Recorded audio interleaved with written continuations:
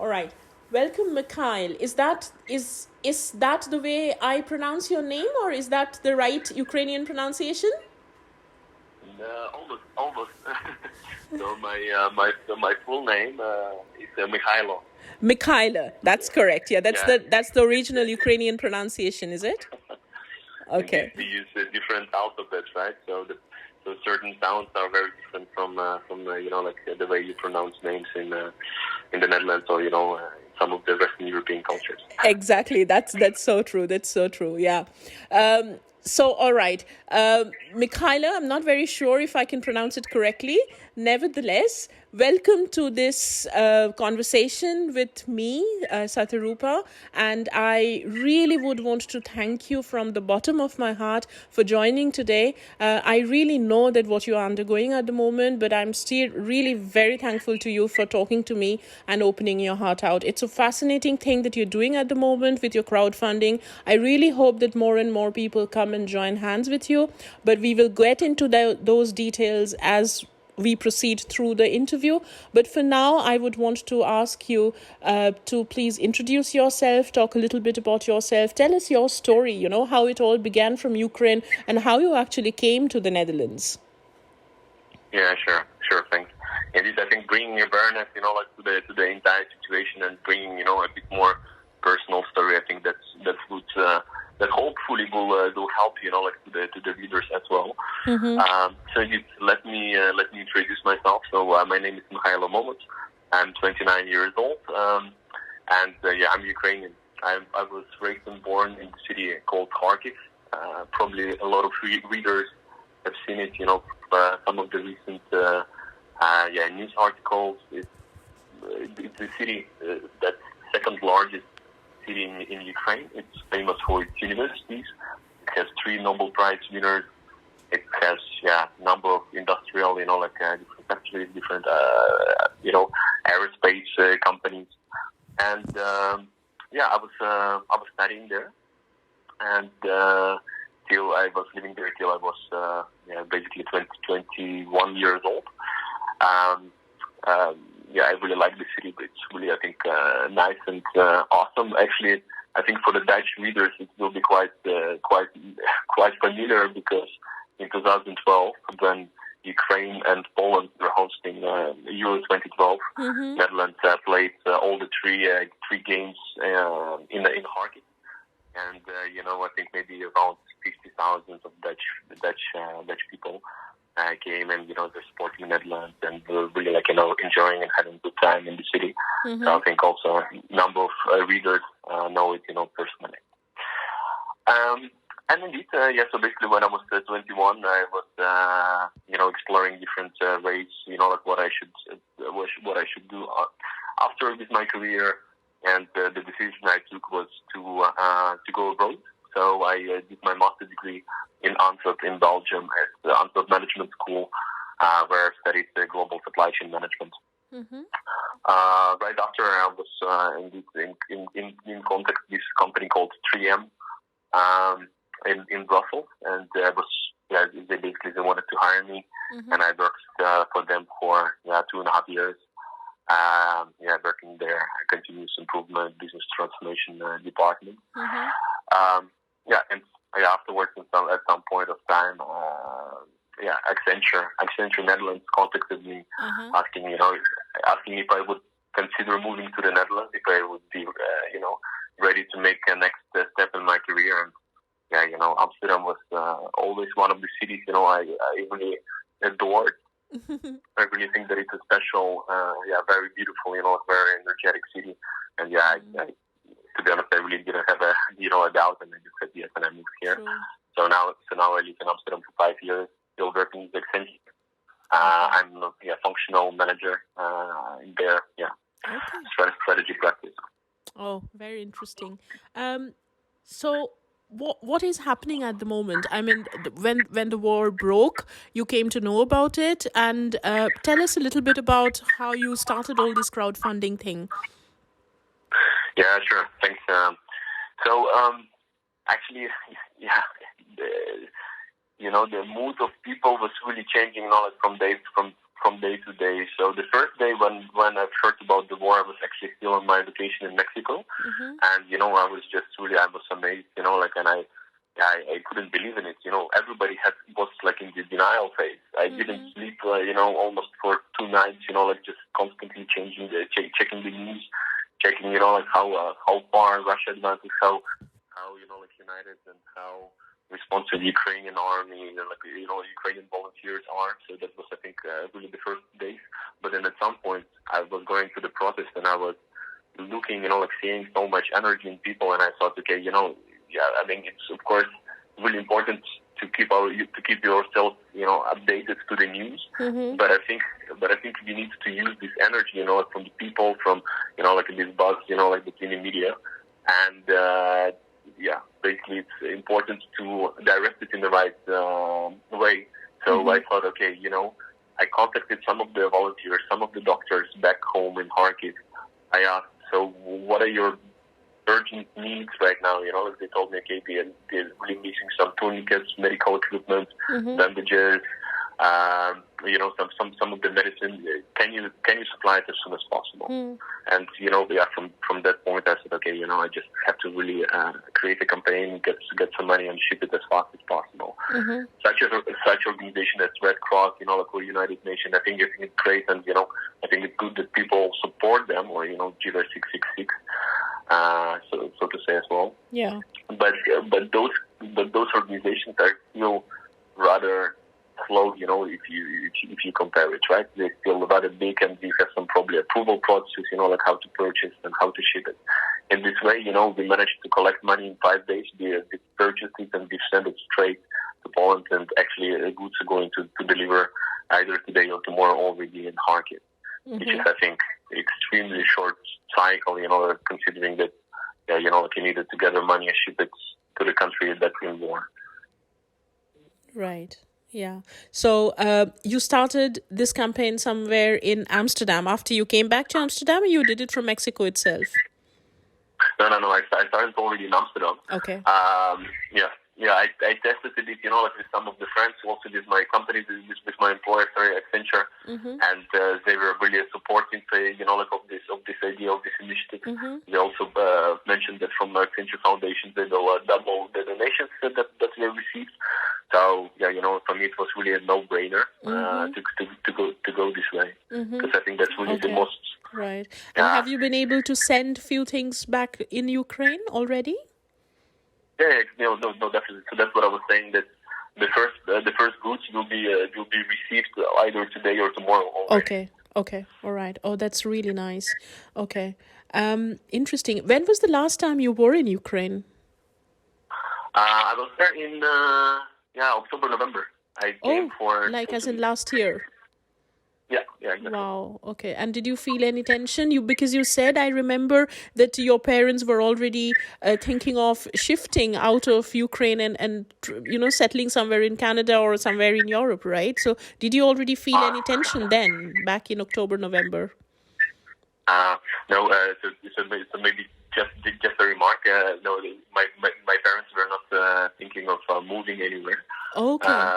No. I was saying, it's just from the conversational point of view, you're just wondering, oh yeah, the life in Europe or in Canada, is great.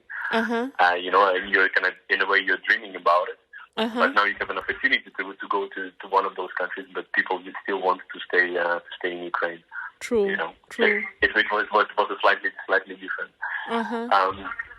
And coming back to your question, so in October and the beginning of November, I didn't really feel the tension because there were basically no Russian troops. If I remember well, all this kind of news, they start escalating from mid or end of November. That's basically we kind of start thinking, if maybe my parents, if my family would, basically they should move to the western side of Ukraine. So that's something that we were considering. Just rent a cottage house somewhere in the mountains for this period. Right. Okay. And tell me a little bit about your parents. I mean, they are professionals. They are medical professionals. Are they? Yeah. So So my mom, indeed, she She used to be a doctor, so for quite a long time, a neurologist, neurophysiologist, and then she used to work in pharma. And the last 10 years, she's working in the dermatology, cosmetology area. So she's very qualified, very skilled, and well recognized, like across the country. Thought leader in this area. Wow. And she used to have her own business, related indeed to diagnostics of the skin and to dermatology, skincare. Okay. My father, who is funny enough, he's also a doctor, but doctor of science. He used to be basically a teacher at Kharkiv Aerospace University. Okay. So, wow. And my grandma, she was also a doctor. She used to be a dentist in different clinics in Kharkiv. My uncle, he worked very little in his career because he has basically some disability. He's like of the second group, of the second level. Oh, wow. And they, when the war broke and you sort of came to know about this, what was the first reaction of your parents? I mean, tell us a little bit about their experience. I mean, you must have had the first-hand experience of them facing the war. I mean, your grandma must have faced a little bit of the Second World War, probably, or not? Yeah, I mean, she was born in 1937, so I can imagine, she was there, but I think it's just really some vivid memories, But how did they react with this one? I mean, what was their first reaction? What happened? No, so I think everybody was really in the denial, and then really scared, right? Because then you really hear the bombs, land in the city. You hear the sounds of the planes, that all the time passing by, the sirens that run off, every single hour. In the beginning, you're really caring about it, and they were going to the shelter every single time. Then I understood that, they were thinking, okay, either you're gonna live in shelter all the time, or you can kind of try to reconfigure your home. So they taped the windows. They changed, the sofa, in the way that they can hide between sofa and the walls. And then, when it was really massive, they would hide in some other areas. And in the hallway, for example, because it's a bit stronger area. But it was really, really crazy. And in the beginning, actually, nobody was thinking of moving. Right. So, everybody was, I think, really in the denial and what's really happening, and, it will not touch us, and, that kind of thing. I mean, you're scared, but you still, that kind of shock at that thing. But then basically what's really changed is, the bomb actually, the missile landed in the house that was in front of my grandma. And that was okay, that's the time, if they just shoot in a civil way, apartments in front, it means that that house also can be bombed, right? That's their, I don't know, the Russians' accuracy is, I don't know, either far off, or or they're really targeting those houses. So nobody felt safe, and they decided to flee away from Kharkiv. Wow. And finally they decided to move. Right? Exactly. Okay. Yeah, and what was the process? I mean, could they take things with them and get into the car, and that was all safe? Was it for them? Yeah. So basically, had two options how to go. One was by train, and another one by car. Train, unfortunately, was it's extremely packed, and it's it was not so clear, when they run, and so. And I mean, for my grandma and uncle, that was not the best idea, considering their health issues. So my parents, basically they thought of driving. So I think they left Kharkiv early in the morning, to drive away. Which day was it? I think it was I think 8 days ago. 8 days ago. Okay.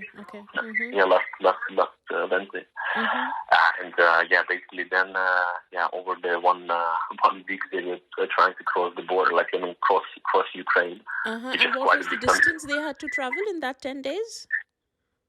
to cross the Yeah, border?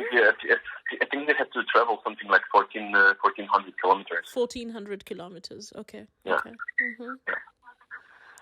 All Exactly. right. Okay. And then they started in their car, and they just drove for continuously 8 hours, or did they really stop anywhere in between? No.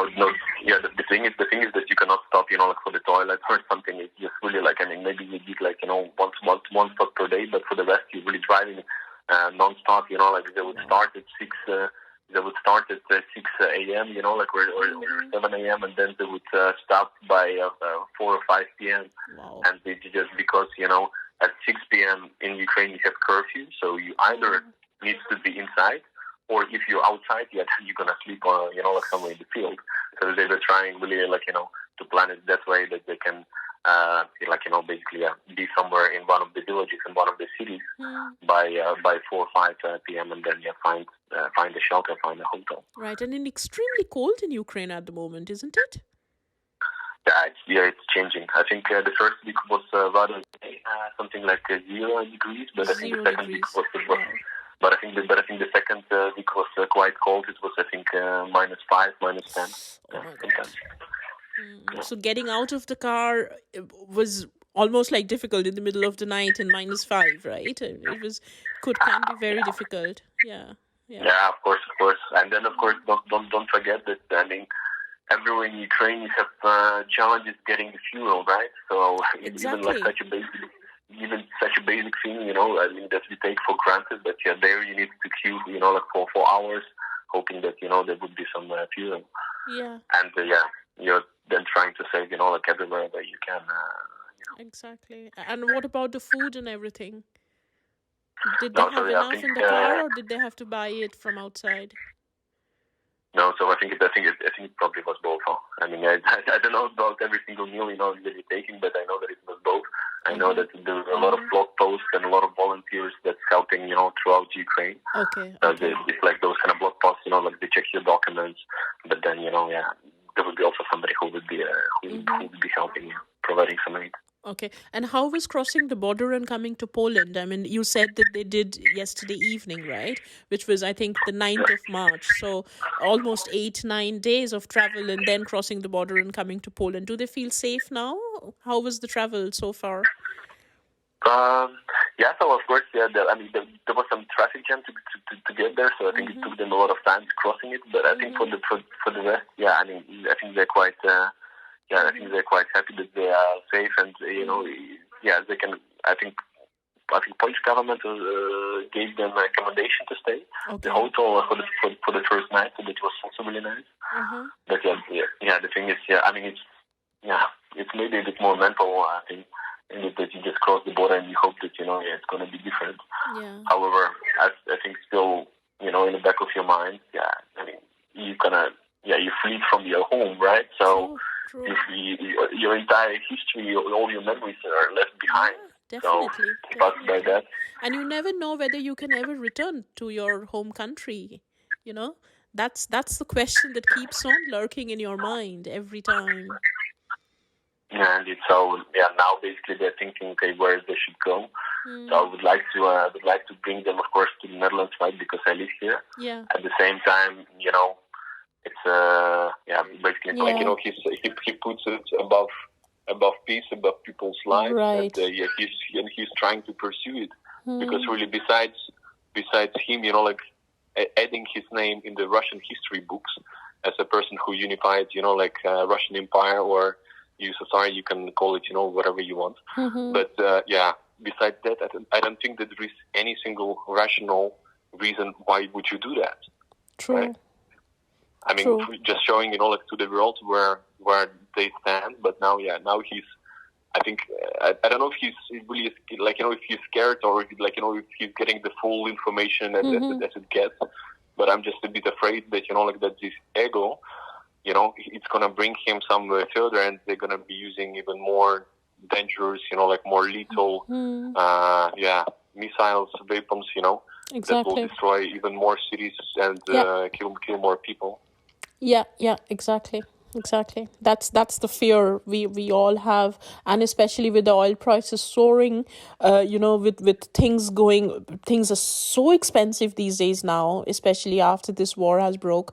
I think it's just going, I don't know which direction. So I'm sort of a little bit afraid of our future as well, especially if not ours, but the generation after ours, I really don't know what they're going to face in life, honestly. And coming back to your sort of personal story, do you want to say something about the crowdfunding? Like, I know you have already shared the link, which I'm going to share it along with this interview, but do you have a special message for people for this, and do you want to really say something to your fellow Ukrainians, or maybe the Dutch people and the international expat community? Yeah, and maybe just one remark on the previous comment that you've made about about the future generations. Yeah.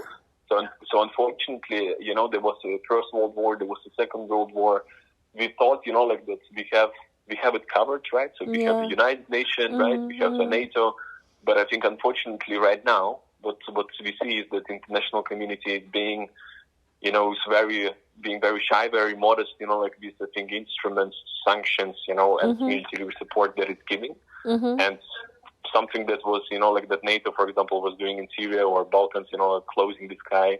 You probably have seen a lot of posts about it, but they're afraid to do versus Russia because they're afraid of the, some potential conflicts. Yep. So I think, but that kind of thing, it would immensely help Ukrainians, and I think it would help saving so many different lives. I mean, yesterday the big hospital was bombed again from the sky.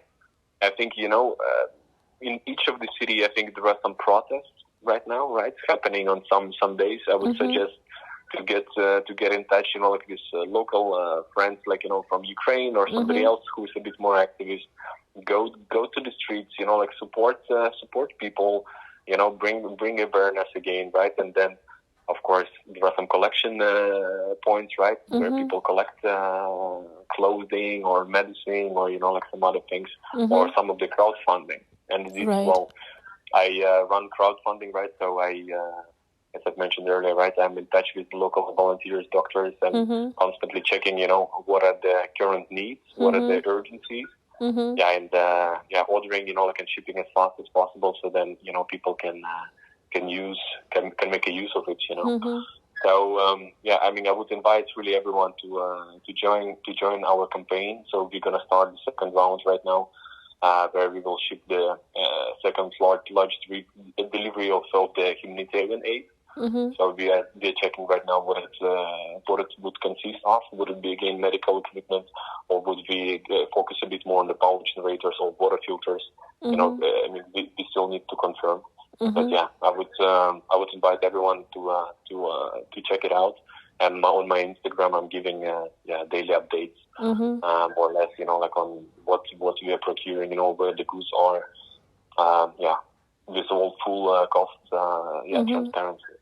Right. I really wish you good luck with that, and I really hope that this message spreads and people do donate open-handedly and with a very warm heart, and most importantly, people in Ukraine do get the care and the support that we as global citizens want to actually be with them and be a part of their. We won't be able to be a part of the trauma and the agony that they're going through at the moment. But at least in some way or the other, we really want to keep them in our prayers. So that's something is very important for every person of the world to keep them in their prayers and to show solidarity some way or the other. Yeah. I just wanted to ask you one. And maybe. Oh, yes, sure. No. Go ahead.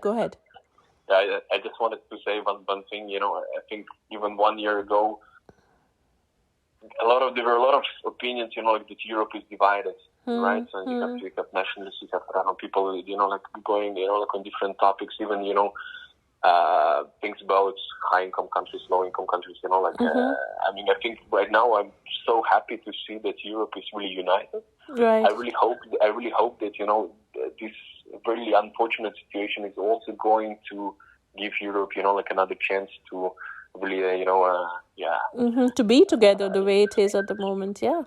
the way it was, designed in the Yeah. first place. Yeah. Because I think there were some, missteps they're taken, but I think Mm-hmm. now hopefully we can get back to the right direction, and Exactly. it Yeah. will help everyone. Especially with Greece trying to go out of the European Union, even Brexit happening, UK going out of the European Union, so all of this, I think this is also a message, a strong message for the entire world, I would say, to just sort of think about yourself and be together. This is exactly what we want. I mean, we do not want war. Never in our lives, but yeah, this is a message that I think everyone should be able to learn something out of it, and they should spread the word of non-violence. That's the most important thing. Talking about this non-violence and all of it, it's basically Ukraine's freedom struggle, right? So how nationalist do you think, or how patriotic do you think Ukrainians are? Are they fighting hard for it? What do you think? No, definitely, and I think everybody's watching the videos, right?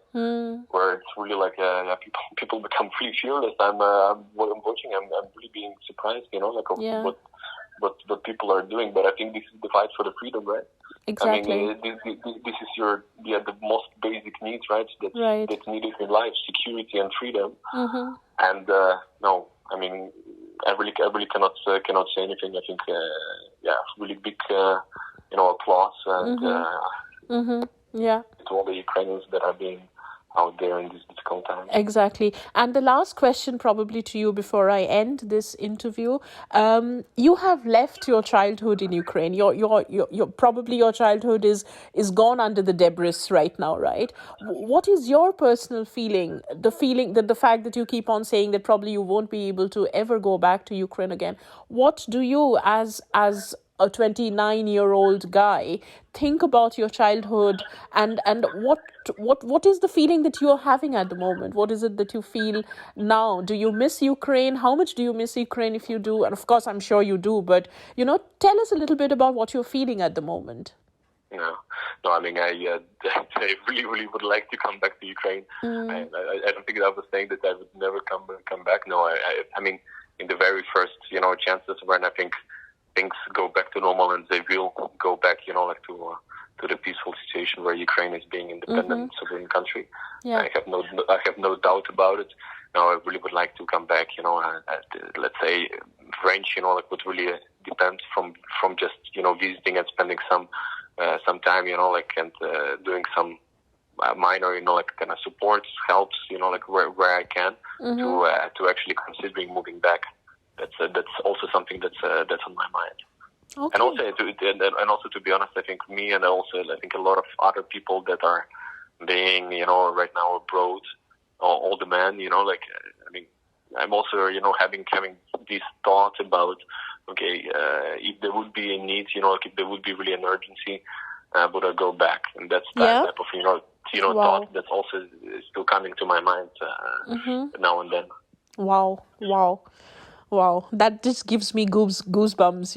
It's a wonderful feeling, and I can really relate it because we also live the life of an expat. We've also left our country, and if something happens, I don't know what I'm going to do, but I think it's fascinating for you to think about like this, and that's what makes a country, special. Actually, that's what makes you as a person special. That you do something for your country, and that is amazing. I think I would want to really say a big round of applause to you for thinking about it and being there with your fellow citizens back home. I'm sure that's a very, very proud moment for all the Ukrainians who are fighting for freedom at the moment. And really, on that note, I hope from the bottom of my heart and wish as well that peace should prevail, if not today but tomorrow, for sure. And may people of the Ukraine, of that country,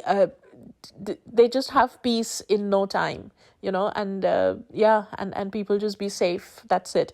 And also for your parents, my heartfelt wishes to them. Hope they settle down very well in Poland, and hope they really soon come back to a normal life. I know it will take time, but I really hope that they do.